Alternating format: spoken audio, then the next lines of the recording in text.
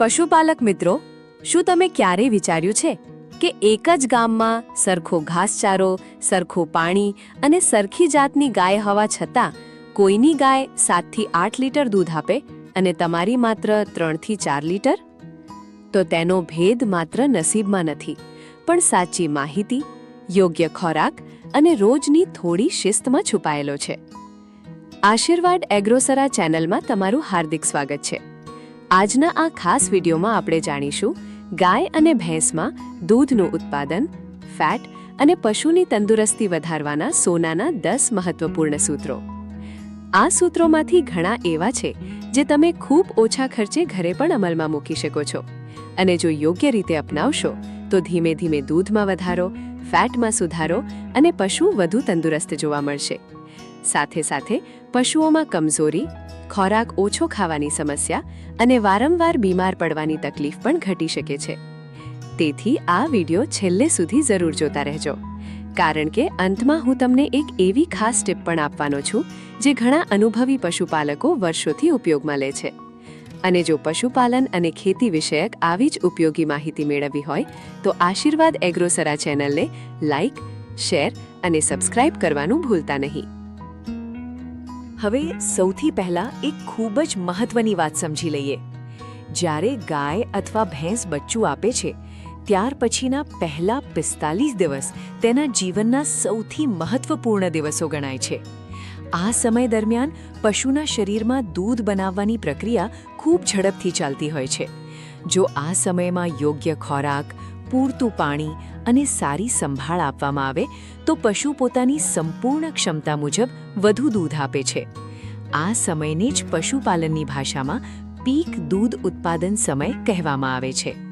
પરંતુ મિત્રો, જો આ શરૂઆતના દિવસોમાં થોડું પણ બેદરકારી રાખવામાં આવે તો પછી મોટી સમસ્યાઓ ઊભી થઈ શકે છે, જેમ કે પશુમાં તણાવ વધે, આંચળમાં દૂધ ભરાઈ રહે અને સારી રીતે બહાર ના આવે, આંચળમાં સોજો અથવા ગાંઠ થવાની શક્યતા વધે અને ઘણી વખત દૂધ ઉત્પાદન કાયમ માટે ઘટી પણ જાય છે. હવે એક બીજી મહત્વની વાત સમજીએ. પશુપાલનમાં એક શબ્દ વપરાય છે, નેગેટિવ એનર્જી બેલેન્સ. તેનો સરળ અર્થ એ છે કે પશુ જેટલી શક્તિ અને પોષણ દૂધ બનાવવા માટે વાપરે છે એટલું પોષણ તેને ખોરાકમાંથી પૂરતું મળતું નથી. એટલે પછી પશુ પોતાના શરીરમાં સંગ્રહેલી ચરબી અને શક્તિ વાપરવા લાગે છે. ઘણા પશુપાલકો માત્ર દાણ વધારવાથી કામ થઈ જશે એવું માને છે, પરંતુ જો સંતુલિત ખોરાક, મિનરલ્સ, લીલો ચારો અને યોગ્ય સંભાળ ન મળે તો પશુ બહારથી દૂધ આપતું દેખાય પણ અંદરથી ધીમે ધીમે કમજોર બનતું જાય છે અને તેની અસર પછીના પ્રજનન પર પણ પડે છે. ઘણા પશુઓ સમયસર ફરી ગર્ભમાં રહેતા નથી અથવા લાંબા સમય સુધી ખાલી રહી જાય છે. તો હવે ચાલો જાણીએ દૂધ, ફેટ અને પશુની તંદુરસ્તી વધારવાના સોનાના 10 મહત્વપૂર્ણ સૂત્રો. ઉપાય નંબર 1. સૌથી સસ્તો પણ ખૂબ જ અસરકારક કેલ્શિયમ ઉપાય. ઘણા પશુપાલકો બજારમાંથી મોંઘા કેલ્શિયમ ટોનિક ખરીદે છે. કોઈ 500 રૂપિયા તો કોઈ 1000 રૂપિયા સુધી ખર્ચ કરે છે. પરંતુ આજે હું તમને એવો ઉપાય બતાવીશ જે ખૂબ ઓછા ખર્ચે ઘરે બનાવી શકાય છે. આ માટે તમને જરૂર પડશે 1 કિલો ખાવાલાયક ચૂનો અથવા પશુ ઉપયોગ માટે મળતો સારી ગુણવત્તાનો ચૂનો, લગભગ 20 લીટરની પ્લાસ્ટિક ડોલ, 1 લાકડી અને સ્વચ્છ પાણી. હવે બનાવવાની રીત સમજીએ. સૌથી પહેલા ડોલમાં લગભગ 1 કિલો ચૂનો નાખો. પછી તેમાં 20 લીટર જેટલું પાણી ભરો.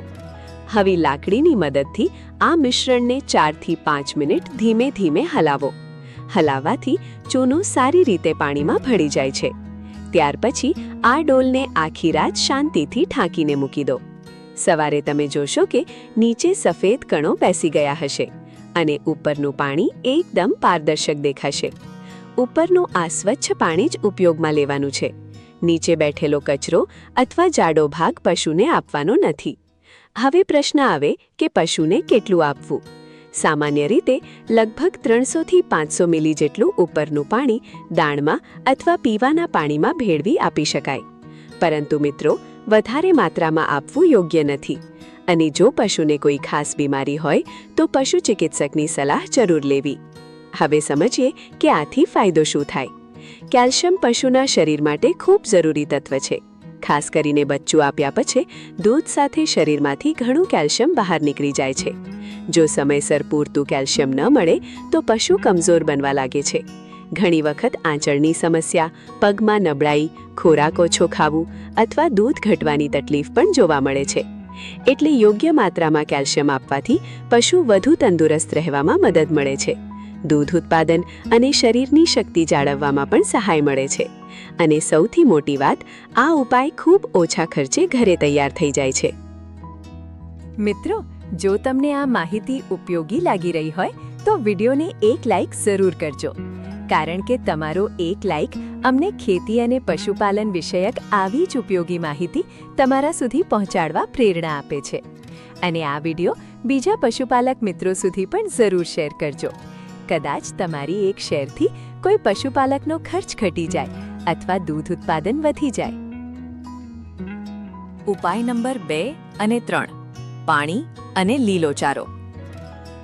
હવે જે વાત હું કહેવા જઈ રહી છું તે સાંભળીને ઘણા પશુપાલકોને આશ્ચર્ય થશે। દૂધમાં લગભગ 85 થી 87% ભાગ પાણીનો હોય છે। એટલે જો પશુને પૂરતું અને સ્વચ્છ પાણી ન મળે તો મોંઘો જાણ આપ્યા પછી પણ દૂધ ઉત્પાદન પર અસર પડે છે। તો હવે સમજીએ પાણી કેવી રીતે આપવું। પશુને દિવસમાં ઓછામાં ઓછું 4 વખત સ્વચ્છ અને તાજું પાણી આપવું જોઈએ, સવાર, બપોર, સાંજ અને રાત્રે।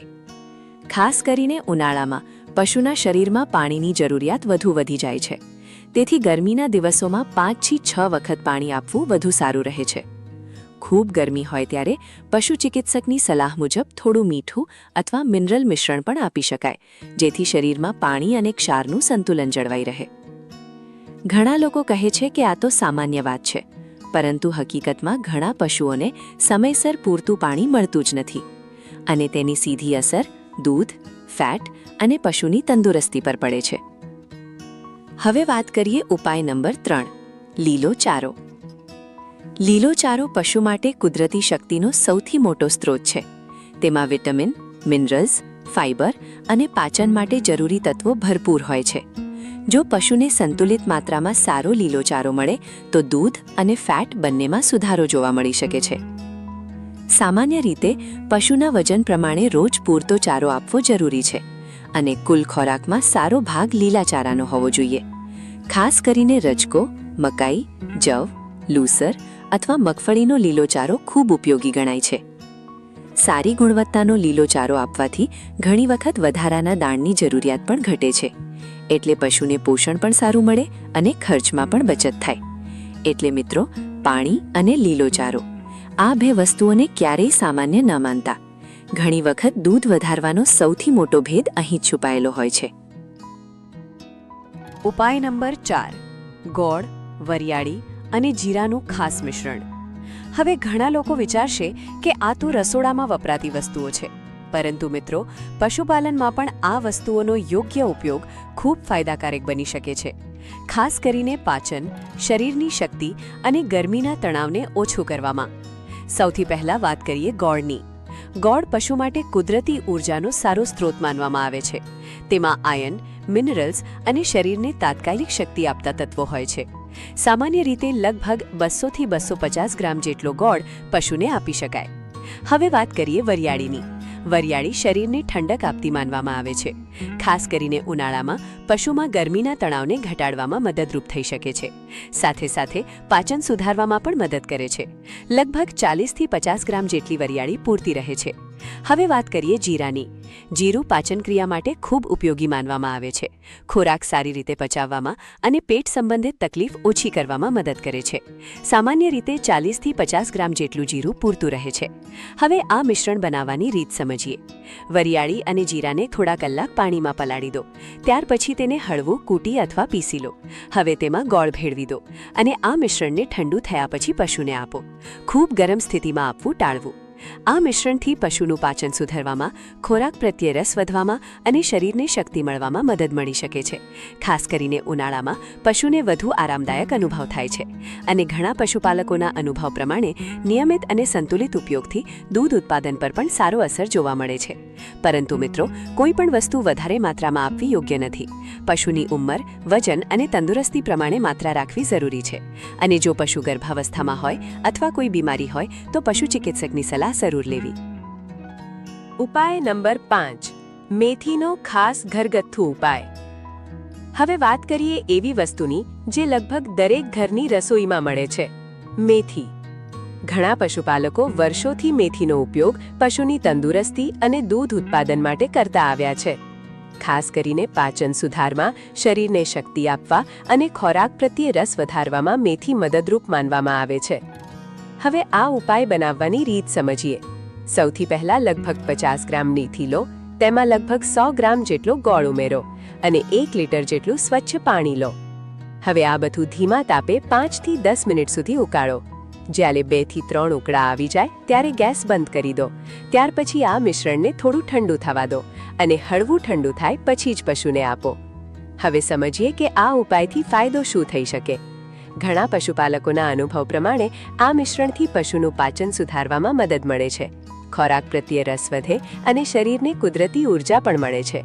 મેથીમાં એવા પોષક તત્વો હોય છે જે દૂધ ઉત્પાદન પ્રક્રિયાને સહાયરૂપ માનવામાં આવે છે. સાથે સાથે પશુની સામાન્ય તંદુરસ્તી જાળવવામાં પણ મદદ મળી શકે છે.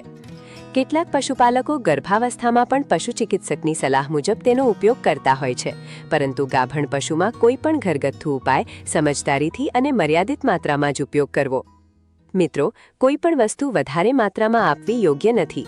પશુની ઉંમર, વજન, તંદુરસ્તી અને હાલત પ્રમાણે જ ઉપયોગ કરવો જોઈએ અને જો પશુને કોઈ ખાસ તકલીફ હોય તો પશુ ચિકિત્સકની સલાહ જરૂર લેવી.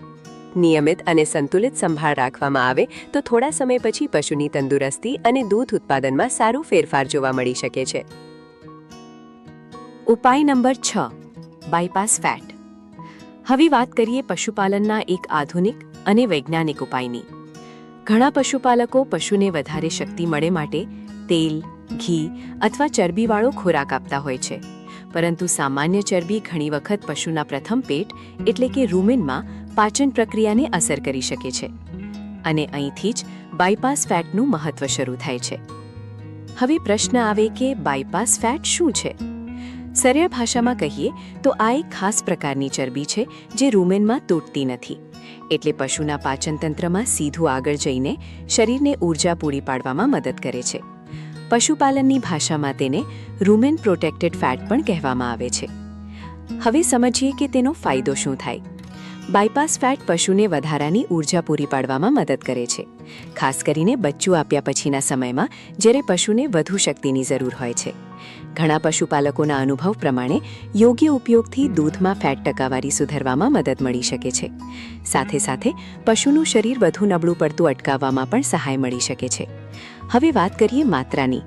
સામાન્ય રીતે ગાય માટે લગભગ 100 થી 150 ગ્રામ સુધી અને ભેંસ માટે લગભગ 150 થી 200 ગ્રામ સુધી બાયપાસ ફેટ આપવામાં આવે છે.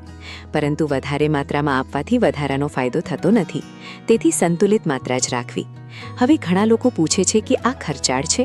મિત્રો, બાયપાસ ફેટ બજારમાં તૈયાર મળે છે.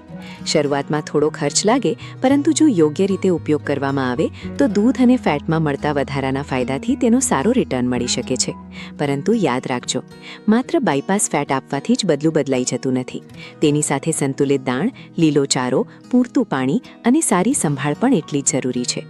અને કોઈ પણ નવા સપ્લિમેન્ટનો ઉપયોગ શરૂ કરતા પહેલા પશુ ચિકિત્સક અથવા નિષ્ણાતની સલાહ લેવી વધુ સારું રહે છે. ઉપાય નંબર 7 અને 8. ખાસ પોષણ મિશ્રણ અને કૃમિ નિયંત્રણ. હવે વાત કરીએ એવા ખાસ મિશ્રણની જે ઘણા પશુપાલકો દૂધાળા પશુમાં ઉપયોગ કરતા હોય છે. આ મિશ્રણનો મુખ્ય હેતુ છે શરીરને ઊર્જા આપવી, પાચન સુધારવું અને પશુને પોષણ પૂરું પાડવું. હવે તેની સામગ્રી સમજીએ. લગભગ 250 ગ્રામ ગોળ, 100 થી 200 ગ્રામ અજમો, 100 થી 200 ગ્રામ વરિયાળી, 100 થી 200 ગ્રામ મેથી અને જરૂર મુજબ થોડું ખાદ્ય તેલ. હવે આ બધું લગભગ 1 લીટર પાણીમાં ધીમા તાપે ઉકાળો. 10થી 15 મિનિટ પછી જ્યારે મિશ્રણ સારી રીતે તૈયાર થઈ જાય ત્યારે તેને ઠંડુ થવા દો. હળવું ઠંડુ થયા પછી જ પશુને આપવું. આ મિશ્રણમાં રહેલી વસ્તુઓ પાચન સુધારવામાં, શરીરને ઊર્જા આપવામાં અને ખોરાક પ્રત્યે રસ વધારવામાં મદદરૂપ બની શકે છે. ઘણા પશુપાલકોના અનુભવ પ્રમાણે યોગ્ય અને મર્યાદિત ઉપયોગથી દૂધ ઉત્પાદન પર પણ સારો અસર જોવા મળી શકે છે. પરંતુ મિત્રો, આ વાત ખાસ યાદ રાખજો. ગર્ભાવસ્થામાં રહેલા પશુને કોઈ પણ ગરમ તાસીરવાળો ઘરગથ્થુ ઉપાય પશુ ચિકિત્સકની સલાહ વગર ન આપવો, કારણ કે દરેક પશુની હાલત અલગ હોય છે. હવે વાત કરીએ ઉપાય નંબર 8, કૃમિ નિયંત્રણ. ઘણા વખત પશુ બહારથી સ્વસ્થ દેખાય છે, પરંતુ અંદરથી પેટમાં કૃમિ હોવાને કારણે ખોરાકનું પૂરું પોષણ શરીરને મળતું નથી. એટલે પશુ ખાય ઘણું પણ શરીર કમજોર રહે, દૂધ ઘટે અને વજન પણ ઓછું થવા લાગે. તેથી સમયસર ડીવોર્મિંગ ખૂબ જરૂરી છે. સામાન્ય રીતે દરેક 3 થી 4 મહિને પશુને કૃમિનાશક દવા આપવાની સલાહ આપવામાં આવે છે. કઈ દવા આપવી, કેટલી માત્રામાં આપવી અને ક્યારે આપવી તે પશુની ઉંમર અને વજન પ્રમાણે નક્કી કરવું જોઈએ.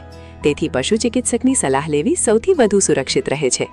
મિત્રો, ઘણી વખત દૂધ વધારવાનો ભેદ મોંઘા દાણમાં નહીં, પણ પશુનું પાચન અને અંદરની તંદુરસ્તી સુધારવામાં છુપાયેલો હોય છે. ઉપાય નંબર 9, દોહવાની સાચી રીત. હવે વાત કરીએ એવી ભૂલની જે ઘણા પશુપાલકો અજાણતા કરતા હોય છે. આંચળમાં ચીરા પડવા, સોજો આવવો અથવા વારંવાર ચેપ થવો તેની પાછળનું એક મોટું કારણ છે ખોટી રીતે દોહવું. ઘણા લોકો દોહતી વખતે અંગૂઠાથી ખેંચવાની રીત અપનાવે છે, પરંતુ આ રીતે દોહવાથી આંચળની નળી પર દબાણ પડે છે.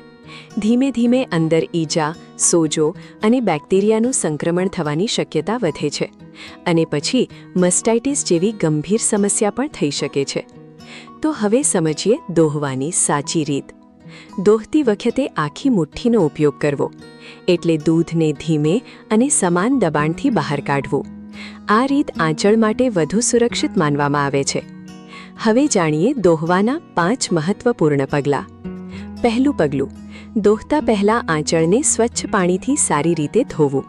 જરૂર હોય તો પશુ ચિકિત્સકની સલાહ મુજબ હળવું ડિસઇન્ફેક્ટન્ટ પણ વાપરી શકાય. બીજું પગલું, સ્વચ્છ અને સૂકા કપડાથી આંચળને કોરું કરવું. ભેજ રહેવાથી બેક્ટેરિયા વધવાની શક્યતા વધી શકે છે. ત્રીજું પગલું, શરૂઆતના થોડા દૂધના ધાર અલગ વાસણમાં કાઢવા, કારણ કે શરૂઆતના દૂધમાં ક્યારેક વધારે જંતુઓ અથવા ગંદકી હોઈ શકે છે. ચોથું પગલું, દોહવાની પ્રક્રિયા લાંબી ન ખેંચવી. સામાન્ય રીતે 5 થી 8 મિનિટમાં દોહન પૂર્ણ થઈ જાય તો વધુ સારું રહે છે. પાંચમું અને સૌથી મહત્વપૂર્ણ પગલું, દોહન પછી બધા વાસણોને ગરમ પાણીથી સારી રીતે ધોવા, જેથી દૂધમાં બેક્ટેરિયા વધવાની શક્યતા ઓછી રહે. મિત્રો, ઘણી વખત દૂધ વધારવા માટે મોંઘી દવા કરતાં પણ દોહવાની સાચી રીત વધુ મહત્વની સાબિત થાય છે, કારણ કે સ્વચ્છતા અને યોગ્ય દોહન બંને સીધા પશુની તંદુરસ્તી સાથે જોડાયેલા છે. ઉપાય નંબર 10, કસરત, સ્વચ્છતા અને નિયમિત સંભાળ. હવે વાત કરીએ એવા ઉપાયની જેને ઘણા લોકો સામાન્ય માને છે, પરંતુ હકીકતમાં પશુની તંદુરસ્તી અને દૂધ ઉત્પાદન માટે તેનો ખૂબ મોટો ફાયદો થઈ શકે છે. અને તે છે રોજની સ્વચ્છતા અને કસરત. સૌથી પહેલાં વાત કરીએ ગ્રૂમિંગની, એટલે કે પશુને બ્રશ અથવા ખરબચડા કપડાથી સાફ કરવું. જો રોજ 15 થી 20 મિનિટ સુધી પશુને સારી રીતે સાફ કરવામાં આવે તો ઘણા ફાયદા મળી શકે છે. શરીરમાં રક્ત પ્રવાહ વધુ સારો થાય છે, ચામડી સ્વચ્છ રહે છે અને ધૂળ તથા જીવાતો ઓછી થાય છે. સાથે સાથે પશુ વધુ આરામદાયક અને શાંત અનુભવ કરે છે. ઘણા નિષ્ણાતો માને છે કે પશુને શાંતિ અને આરામ મળે ત્યારે દૂધ ઉતારવાની પ્રક્રિયા પણ સારી રીતે ચાલે છે. જેમ માણસને સ્વચ્છતા અને સંભાળ ગમે છે, તેમ પશુને પણ પ્રેમ અને આરામનો અનુભવ થાય છે. હવે વાત કરીએ કસરતની. ઘણા પશુઓ આખો દિવસ એક જ જગ્યાએ બંધાયેલા રહે છે, પરંતુ જો પશુને રોજ થોડું ચાલવા મળે તો તેની શરીરની કામગીરી વધુ સારી રહે છે. સામાન્ય રીતે રોજ 1 થી 1.5 કિલોમીટર સુધી હળવું ચલાવવું લાભદાયક માનવામાં આવે છે. કસરતથી શરીરમાં ચરબીનું સંતુલન જળવાય છે, પાચન સુધરે છે અને પશુ વધુ સક્રિય રહે છે. ઘણા પશુપાલકોના અનુભવ પ્રમાણે નિયમિત કસરતથી દૂધની ગુણવત્તા અને ફેટ પર પણ સારો અસર જોવા મળે છે. અને હવે સૌથી મહત્વની વાત, રસીકરણ. ગળસૂંઢ, ખુરપકા, મોવાસા અને બ્રુસેલોસિસ જેવા રોગોથી બચાવવા માટે સમયસર રસીકરણ ખૂબ જરૂરી છે, કારણ કે તંદુરસ્ત પશુ જ લાંબા સમય સુધી સારું દૂધ આપી શકે છે. બીમાર અથવા નબળું પશુ ધીમે ધીમે દૂધ ઉત્પાદન પણ ઘટાડે છે. એટલે મિત્રો, માત્ર દાણ અને દવા પૂરતી નથી. સાચી સંભાળ, સ્વચ્છતા, કસરત અને પ્રેમ આ બધું મળીને જ પશુને તંદુરસ્ત અને વધુ ઉત્પાદનક્ષમ બનાવે છે. તો આશીર્વાદ એગ્રોસરા ચેનલમાં આજે આપણે શીખ્યું 10 રૂપિયાના ચૂનાનો સરળ કેલ્શિયમ ઉપાય, પૂરતું પાણી અને લીલો ચારો, ગોળ, વરિયાળી અને જીરાનું ખાસ મિશ્રણ, મેથીનો ઘરગથ્થુ ઉપાય, બાયપાસ ફેટનું આધુનિક વિજ્ઞાન, ખાસ પોષણ મિશ્રણ, સમયસર કૃમિ નિયંત્રણ, દોહવાની સાચી રીત અને સ્વચ્છતા, કસરત તથા નિયમિત રસીકરણનું મહત્વ. હવે તમને યાદ હશે, વિડીયોની શરૂઆતમાં આપણે વાત કરી હતી કે એક જ ગામમાં સરખો ચારો અને સરખી જાત હોવા છતાં કોઈ પશુ વધારે દૂધ કેમ આપે છે? તો મિત્રો, હવે તમને તેનો જવાબ મળી ગયો હશે. મોટો તફાવત ઘણી વખત આવી નાની પરંતુ મહત્વપૂર્ણ બાબતોમાં જ છુપાયેલો હોય છે. સાચી માહિતી, યોગ્ય ખોરાક, સમયસર સંભાળ અને નિયમિત શિસ્ત આ બધું મળીને જ પશુને વધુ તંદુરસ્ત અને વધુ ઉત્પાદનક્ષમ બનાવે છે. પરંતુ એક વાત ખાસ યાદ રાખજો, માત્ર એક ઉપાયથી ચમત્કાર થતો નથી. સંતુલિત દાણ, પૂરતું પાણી, લીલો ચારો, સ્વચ્છતા અને નિયમિત દેખરેખ આ બધું સાથે હોય ત્યારે જ સારો પરિણામ મળે છે. અને જો તમને આ વિડીયો ઉપયોગી લાગ્યો હોય તો બીજા પશુપાલક મિત્રો સુધી જરૂર શેર કરજો, કારણ કે સાચી માહિતી જેટલી વધુ ફેલાય એટલું આપણું પશુપાલન વધુ મજબૂત બનશે. અને પશુપાલન અને ખેતી વિષયક આવી જ ઉપયોગી માહિતી માટે આશીર્વાદ એગ્રોસરા ચેનલને લાઇક, શેર અને સબસ્ક્રાઇબ કરવાનું ભૂલતા નહીં. જય જવાન, જય કિસાન, જય આશીર્વાદ એગ્રોસરા.